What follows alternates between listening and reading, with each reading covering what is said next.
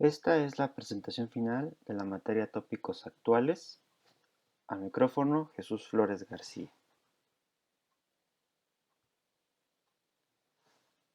La industria del procesamiento de la información.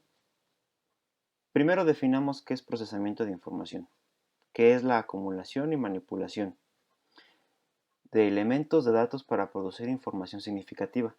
Tiene múltiples aplicaciones, veremos algunas.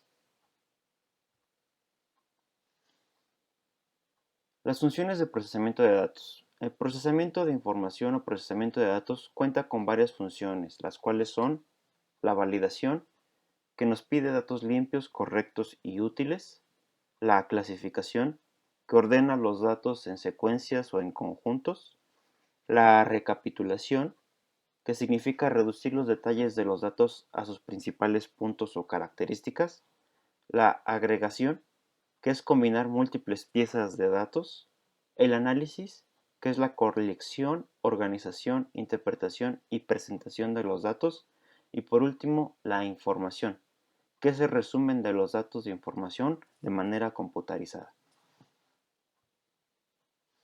Algunos hitos importantes en los orígenes del procesamiento de datos son: en 1850 tenemos que el censo de Estados Unidos se procesaba de manera manual, llegando a tardar hasta 7 o 8 años para entregar resultados.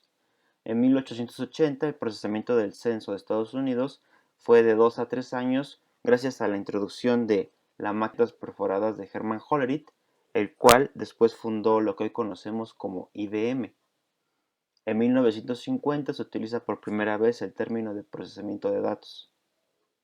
También en 1950 el procesamiento de datos computarizado o electrónico se llevó a cabo en el Censo de Población de Estados Unidos con el equipo UNIVAC 1. Y en 1996 se acuñó el término tecnologías de información, el cual se usa para abarcar de manera más amplia el procesamiento de datos.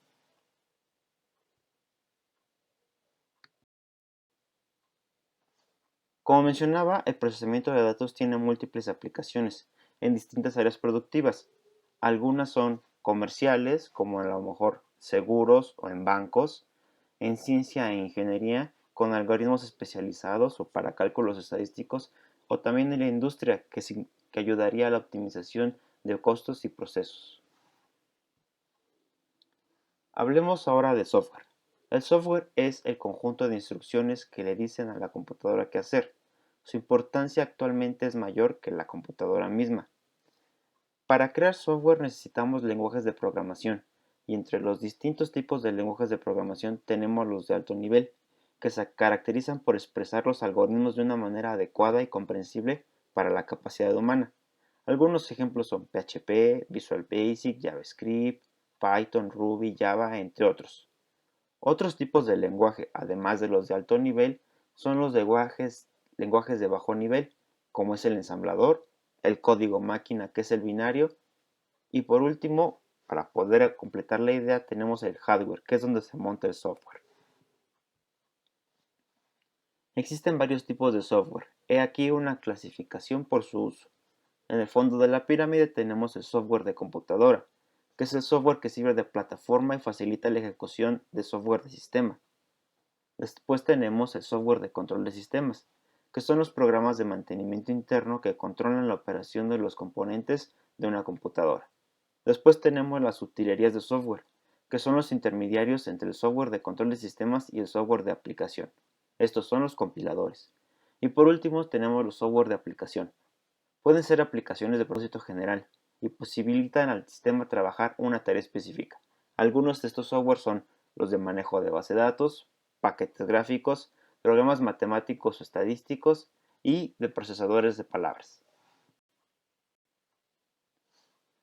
La informática es una ciencia que administra métodos, técnicas y procesos útiles con el fin de almacenar, procesar y transmitir información y datos. Hoy en día, la informática tiene relevancia, entre otros, en los siguientes campos. En la sociedad, son muchos cambios sociológicos son consecuencia luego de la irrupción y la masificación de las herramientas informáticas en todo el mundo, y han sido clave para poder comprender cómo están conformadas las comunidades en la actualidad. En las comunicaciones, todos aquellos desarrollos relacionados a Internet han permitido generar una comunicación real, de fácil acceso y permitiendo para todas las personas en el mundo, haciendo que las distancias se acorten y las fronteras de culturas, idiomas y creencias se vuelvan derrumbadas.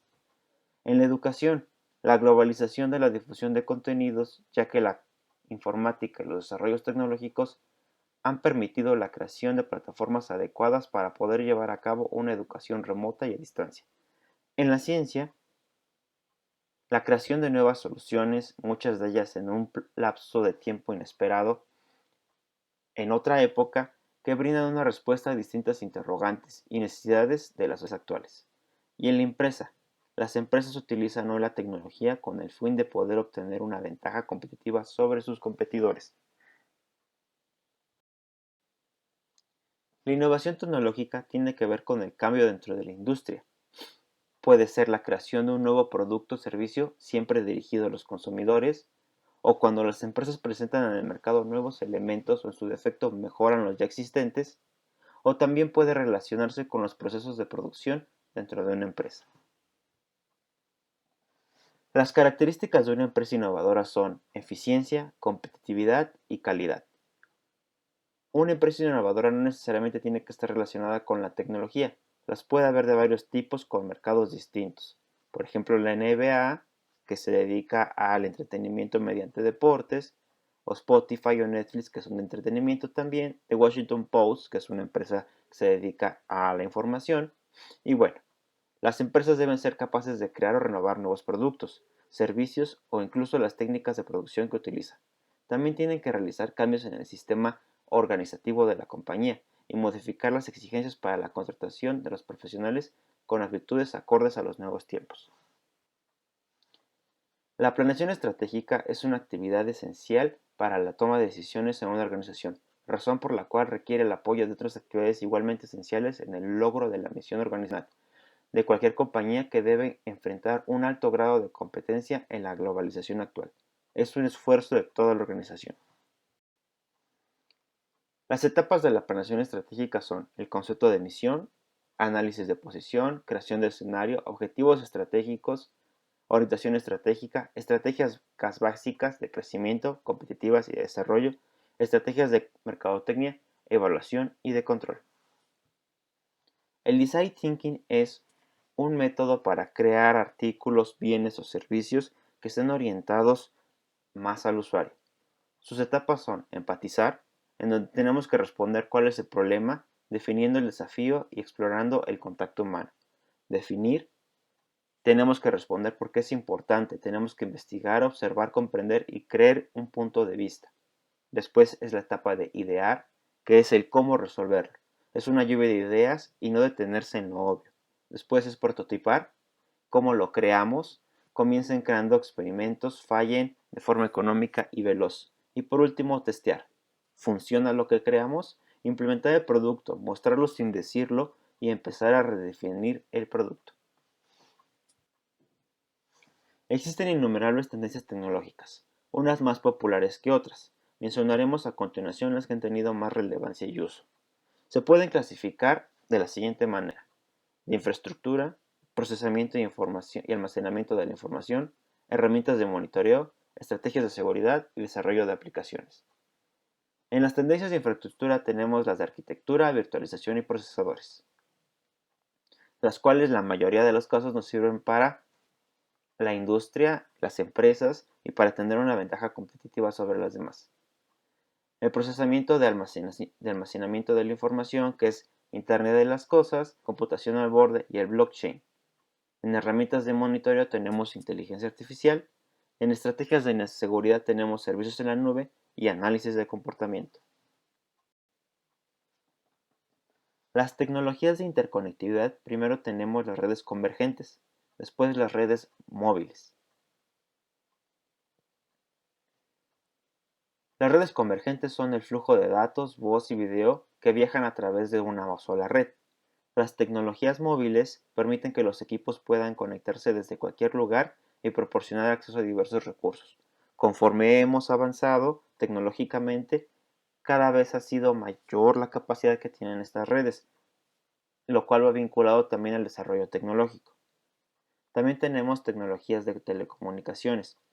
Algunos ejemplos son la inteligencia artificial, el Internet de las Cosas, el Wi-Fi 6 o los interfaces de usuario de voz. Y por último, las tecnologías de colaboración y productividad, cuya mayor aplicación está en las empresas. Estas tecnologías se clasifican en tecnologías de la información y comunicación, almacenamiento y manejo de datos, gestión de proyectos y gestión de clientes.